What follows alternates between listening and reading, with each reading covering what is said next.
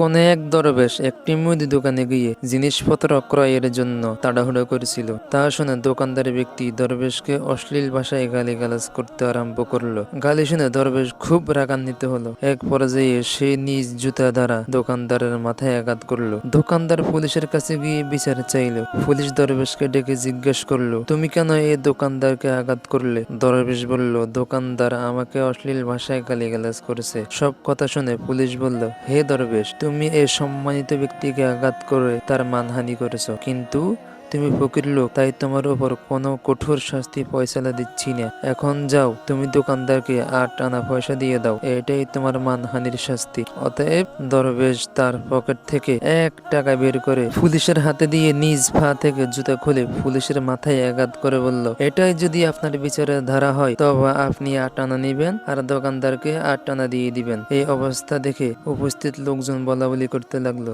দরবেশ এবার ঠিক কাজটাই করেছে। প্রিয় পাঠক বন্ধুরা, বিচারকের দায়িত্ব হলো সর্বাধিক বিবেচনা করে ন্যায় বিচার করা। অন্যায় বিচার করলে বিচারককে নিজেও লজ্জিত হতে হবে ও অপমানিত হতে হবে। তাই এসো মনে মনে সংকল্প করি, আমি যদি কখনো বিচারক হই তবে সমাজে ন্যায় বিচার করার প্রতিষ্ঠিত করবো ইনশাআল্লাহ।